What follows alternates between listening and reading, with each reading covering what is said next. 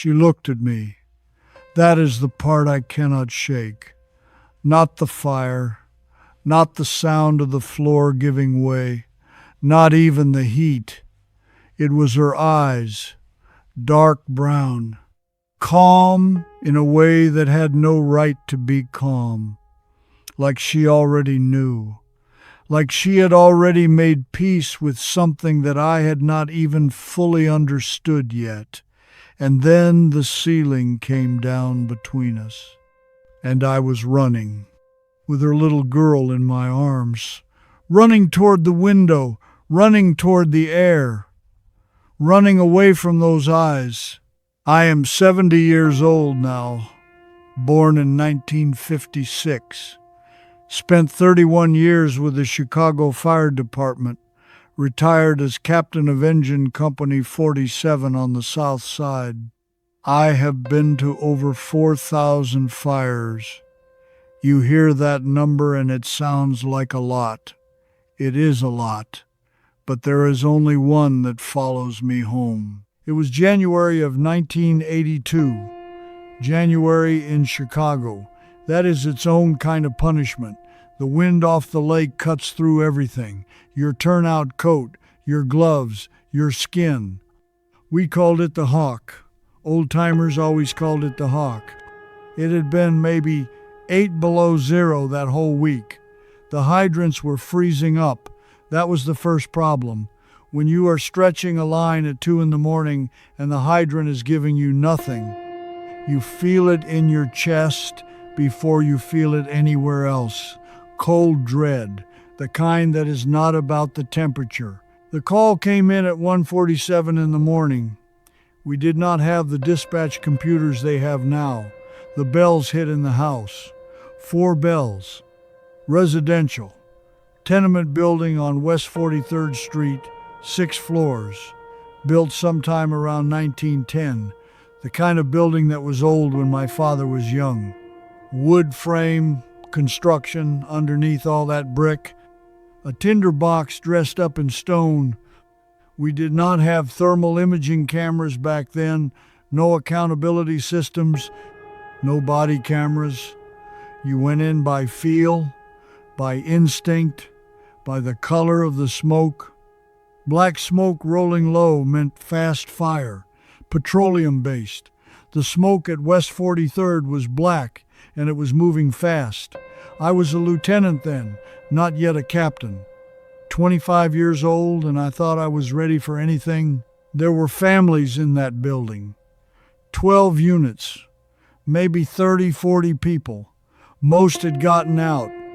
The building super was on the sidewalk in his undershirt in 8 below weather, screaming that there were still people on the 4th floor. The 4th floor, that is where the fire started. Someone left something on the stove. That is what the investigation said later. A pot, a simple pot, and a family asleep. My partner that night was a man named Delroy James, built like a cornerback, 14 years on the job. When Delroy moved toward a burning building, he did not run. He walked, like he was taking a stroll. I used to think it was fearlessness. Later I understood. He had just made peace with the math. We went up the stairwell. 3rd floor was heavy with smoke but passable. 4th floor, the hallway was black. I mean black the way a coal mine is black. Not dark, black. We were on hands and knees. The heat up high was past anything I can put a number on. We were feeling along the baseboards, door frames, calling out. You hear things in a fire that you never forget. The building talking, groaning, popping, wood expanding and then surrendering. We found the apartment, end of the hall, Unit 4C. The door was hot to the touch but not locked. I pushed it. The fire was in the kitchen and the living room, traveling fast along the ceiling. We had maybe seconds in that room, maybe less. She was in the back bedroom. I do not know her name. Even now, even after 40 years, I never learned her name. She was maybe 30 years old. She had a little girl, 4 years old, maybe 5. The little girl was tucked under the bed. That is where children hide, under the bed. She had put herself under there, and she was not making a sound, just her eyes looking at me from the dark. I grabbed the girl. That was the reflex. She was small. She fit under one arm. I turned to the mother and I reached for her hand, and that is when the floor let go. Not all of it. A section, maybe 4 feet across. Right between us, it opened up like a mouth. The fire underneath was instant and enormous. I could feel it on my face, on my neck. There was no rope, no second line. I had 12 seconds of air left at best. Delroy was already pulling back. I could hear the building settling in the way that means it is about to go. I looked at her, she looked at me, and she nodded. She actually nodded like she was giving me permission, like she was saying it was all right, go. Take my baby and go. I do not know if I made a choice. I do not know if there was a choice to be made. The floor was gone. She was on the other side of something I could not cross.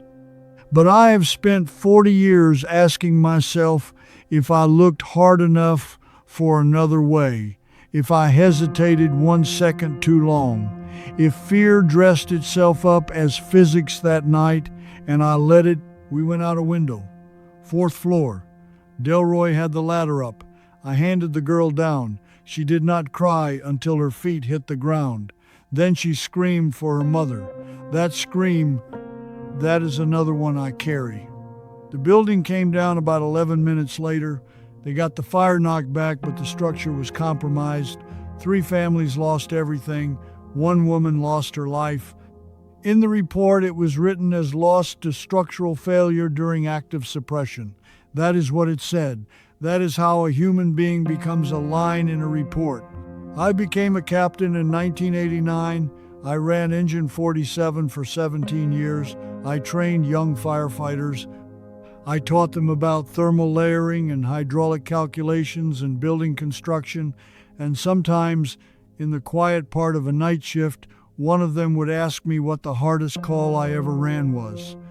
I never told them about West 43rd, not once. Some weight you do not pass on to younger shoulders. They say that courage is not the absence of fear. I have heard that 1,000 times. Stitched on pillows, printed on motivational calendars. But I will tell you what I believe now. At 70 years old, after 31 years of running into places people run out of, courage is just showing up, doing the job. And then carrying what the job leaves behind.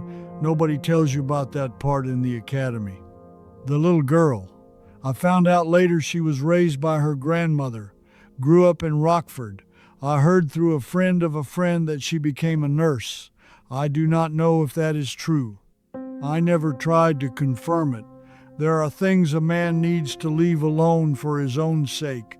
But some nights, not every night anymore, but some nights, I wake up at 3 in the morning and the bedroom is dark and quiet and I see those eyes, brown, calm, nodding at me from across a hole in the floor that I could not cross. And I wonder if she forgave me before she died. I wonder if forgiveness was even something she was thinking about in those last seconds. Or if she was only thinking about her little girl, making sure I understood. Go. Just go. Take her and go. I hope that is what it was. I have to hope that is what it was. Because if it was anything else, I do not think I could have gotten up every morning for 40 years and put that coat on. I do not think any man could